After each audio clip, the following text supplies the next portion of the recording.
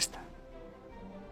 Un 26 de diciembre de 1884, España tomó bajo su protección el Sáhara Occidental, que pasó a llamarse Sáhara Español.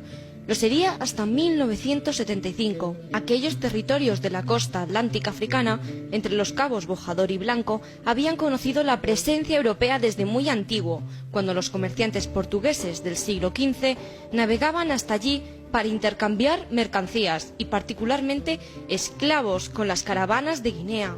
La región estaba compuesta por dos núcleos, Río del Oro al sur y Saguía el Hamra al norte frente a las Canarias.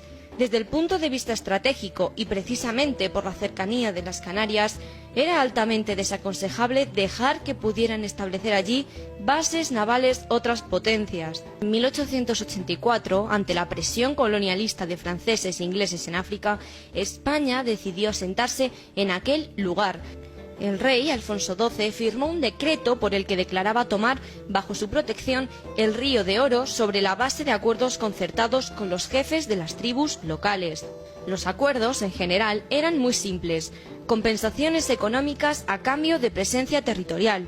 España comunicó su decisión a todas las demás potencias. A partir de ese momento, el Sáhara Occidental se convirtió en una colonia a la que se incorporarían también Ifni y el Cabo Yubi para conformar el África Occidental Española. El Sáhara fue una provincia más con sus propios procuradores en Cortes, a partir del año 1958. En esa época, el gobierno español empezó a prestar a los habitantes del lugar la atención que antes les había negado y su capital, el Aaiún, se convirtió en algo parecido a una ciudad moderna. Todos los nativos de la provincia recibieron su DNI, la nacionalidad española y el correspondiente libro de familia. A partir de 1968, sin embargo, comenzó la agitación independentista que terminó fraguando en la creación del Frente Polisario en 1973. El gobierno español reaccionó elaborando un borrador de estatuto de autonomía, pero a la presión independentista se sumó enseguida la comparecencia de dos enojosos invitados, Marruecos y Mauritania, que reclamaban el territorio para sí. Ni Marruecos ni Mauritania tenían derecho alguno. España preguntó al Tribunal Internacional de Justicia y este lo dijo sin ambages. Pero en noviembre de 1975, aprovechando la enfermedad del general Franco, el rey marroquí, Hassan II, organizó una invasión ilegal, la llamada Marcha Verde, que forzó la salida española del territorio pocos meses después, ya con el rey Juan Carlos en la jefatura del Estado. Desde entonces, el contencioso del Sáhara se sigue sin resolver. Desde entonces, efectivamente, el contencioso del Sáhara sigue vivo, pero de la Marcha Verde hablaremos otro día, para hablar específicamente de aquel episodio que fue crucial y que para muchos españoles fue traumático. Antes de la Marcha Verde, Nico Roa, muy buenas noches. Muy buenas noches, había José todo Javier. el mundo, que era el Sáhara español, efectivamente. El Sáhara español fue la última colonia española, fue un territorio ignoto que deslumbró a los que allí llegaron, unidades básicamente del tercer y cuarto tercio. Estamos hablando de un territorio de 266.000 kilómetros cuadrados en la ribera del Atlántico. La mitad de España. Que es la mitad de España, claro. Vacío en su totalidad, pero de una belleza insondable. Yo lo he recorrido, parte de él, y era unos escenarios, una geografía fascinante, y es la última posesión que se incorpora al, bueno, pues a lo que se puede ser el Imperio Español, ¿no?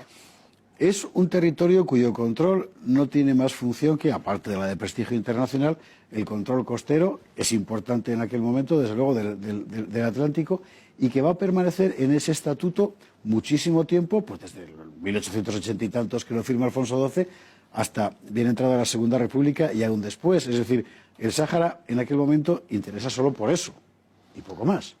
Claro, porque defiende el retropaís canario.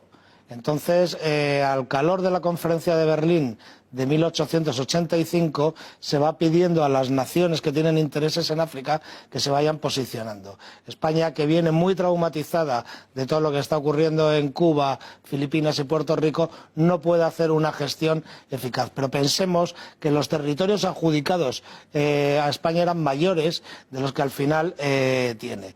Simplemente España, bueno, pues a través de las expediciones de Bonelli, de Rizo, etcétera, logra ocupar en Villa Cisneros un territorio, y luego, pues por ejemplo, hay el caso del coronel Ben Sargandoña, que es muy interesante, es un caso verdaderamente de novela, porque este hombre con 40 mejaristas sale desde Villa Cisneros a conocer a los franceses que estaban al otro lado del territorio español, y entonces se mete en una expedición, él solo, le podían haber degollado. Es una expedición de meses.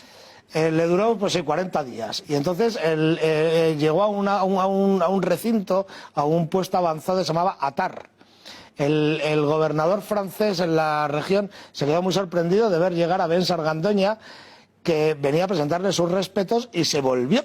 Y desde entonces a Argandoña le llamaban el loco de Atar, sí, ¿no? Porque había llegado hasta Atar solo en unas condiciones. Es decir, que los españoles estábamos haciendo gestas siempre un poco en este aire quijotesco nuestro, sí, que luego no se reconoce, pero que en fin, pero que hay que, si alguien lo sabe, por favor que lo diga. Estamos hablando, por tanto, de un control de territorio que no es una ocupación de territorio en el sentido, digamos, de urbanización, de control, como pensamos lo que se ha hecho en América, sino que es otra cosa. Sin embargo, en los años 50 todo empieza a cambiar, y muy probablemente porque el conflicto de Ifni además estimula también la necesidad de vertebrar aquello de una manera. A ver, en efecto, el conflicto de Ifni, ya lo hemos hablado, hace que se promulgue una ley de bases de régimen local, en virtud de la cual se crean nuevas provincias. Entonces el Sáhara, dividido en dos partes, como bien explica el vídeo, en la Sagui al-Hamra, que significa literalmente acequia colorada, que es el remanente de un río prehistórico ya seco, pero que tiene emanaciones de agua, y la otra parte, Río de Oro, se constituyen en provincia. Entonces, esta nueva relación del Sáhara con España hace pues que pueda tener una tranquilidad, pueda gozar de un estatuto de provincia en paridad con Gerona, con Barcelona, etcétera, ¿no? Es una nueva incorporación al Estado español. Y hay que decir que esta comparación que hace Nico Roa no es retórica. Ves las fotografías del desarrollo urbanístico de Layún y es increíble.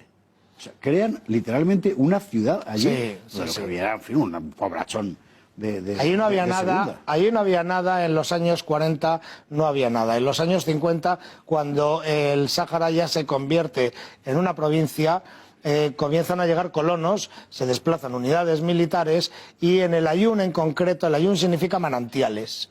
Entonces había emanaciones de agua, y en ese sitio era pertinente fundar una ciudad que estaba limítrofe con Marruecos. En los años 60 esto sufre una eclosión y se crean todo tipo de servicios. Bueno, es una ciudad, parador de turismo, hasta un bello parador de turismo, un bello parador de turismo que tiene una arquitectura en sintonía con las que hay en las alcazabas del alrededor. La iglesia, ahí se ve en el vídeo, la iglesia de San Francisco, estaba el Colegio de la Paz, estaba el casino, los nuevos barrios con las características cúpulas blancas.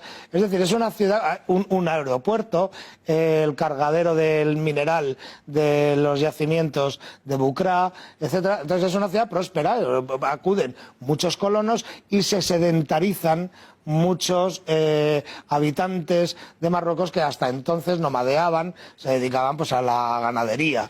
Esto es lo que te iba a decir, porque efectivamente el paisaje humano allí, hasta ese momento de los 50, eran fundamentalmente tribus nómadas o seminómadas de siempre. Sí. Al calor del crecimiento urbano del Aaiún empieza a fluir gente que se instala o bien dentro o bien en el entorno. En la periferia. Y empieza a vivir allí. Sí, en efecto, o sea, un poco al calor del progreso. Es decir, el Sáhara en un principio era una tierra baldía, pero pronto demuestra tener unos recursos naturales muy interesantes. ¿Los fosfatos fueron tan importantes? Por Los fosfatos que se descubren en el año 47 demuestran ser los de mejor calidad del mundo, a flor de piel y en unas cantidades verdaderamente llamativas. Parece que se descubre un yacimiento de 60 kilómetros por 20 kilómetros, de la mejor calidad del mundo, Esto ya se empieza a explotar en los años 60. Y eso solamente justificaría la economía para tan exigua población como hay en el Sáhara, que el censo, que podemos hablarlo luego, de 1974 demuestra que hay 80.000 personas viviendo nativos en el Sáhara, ¿no? Pero luego tiene un banco pesquero, que es probablemente el más rico del mundo. Y no se descartaba en el futuro descubrir hidrocarburos. Además, el plan de Carrero Blanco, que era un hombre muy hábil y un hombre que tenía mucho sentido del Estado en la cabeza y que quería organizar la independencia del Sáhara conforme a un plan organizado, pensaba que hasta el turismo de pesca, turismo de playas, etcétera, pudiera, y que con todo eso los 80.000 habitantes y de saharauis podían vivir perfectamente con la protección española. Con procuradores en Cortes, con su carnet de identidad, hemos visto antes las imágenes, y de repente empieza a torcerse todo. Esto nos va a llevar al contenido ya del próximo programa sobre la Marcha Verde, pero para 2 minutos que nos quedan del programa, sí que me gustaría que me contestaras a la pregunta del Polisario. ¿Por qué nace? El Polisario cometió un error de bulto. O sea, en los sucesos de Jatarrambla de 1970, los jóvenes, con el Wali a la cabeza, que es una especie de Che Guevara saharaui, y Gali y Abdelaziz, se separan de los viejos, que llevan la yemá. Entonces ellos quieren la independencia no otorgada por una potencia dirigida por un fascista para ellos, que era el de la foto de Endaya. No la foto de las Azores, la foto de Endaya. Entonces necesitan una independencia conseguida, como lo han hecho en Argelia, etcétera, y en otros países, para poder tener